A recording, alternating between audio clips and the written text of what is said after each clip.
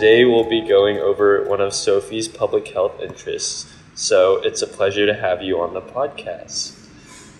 Could you tell me what is one public health topic that you're especially passionate about?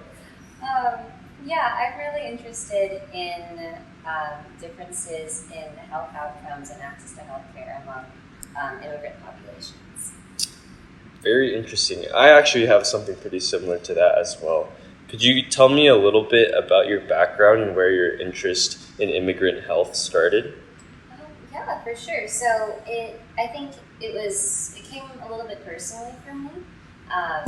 My parents are immigrants from the Philippines, and honestly, just by talking to them, you wouldn't really realize that they came straight from the Philippines. They seem very Americanized, but I think they still harbor a lot of maybe culturally preconceived notions about American healthcare. And even though they thought it was really important for me to receive good treatment in the U.S., I don't think they've actually had a physical exam in the last 30 years since they've come here.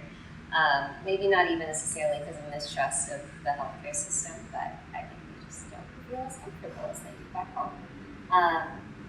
And so I think my parents are just one example of the way that this idea manifests, but we can extend it to a lot of other racial minorities in the United States who genuinely have a mistrust of the healthcare system because of historical factors and personal experience, and that's something that I really want to look into maybe.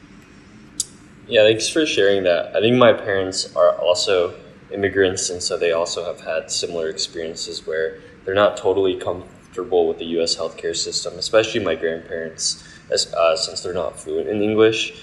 Kind of piggybacking off of that, you mentioned that your parents are a little less comfortable with U.S. healthcare in general. What are some steps that you see as necessary to make the system more approachable and friendlier towards immigrants coming in? That's a great question. I think a lot of it has to do with health literacy, and my parents might not be the best example of this because they do speak English very well, but there are many others who don't.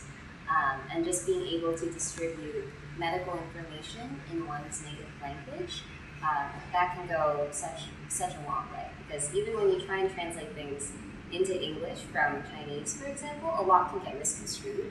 And that's especially important to consider when you're talking about medical problems and information, and the way that nuanced translations can really make a difference in how somebody perceives it if they're also from a different culture. So I think I would just start there first. There's probably larger policy movements that we can talk about that I don't feel qualified to discuss. But yeah, for me, the way that I personally would see myself impacting, at least on a small scale, would be health literacy first. All right. Well, thank you so much, Sophie, for joining me. I appreciate you explaining your interest in immigrant health. It was very interesting. But that's all the time for today. Thank you.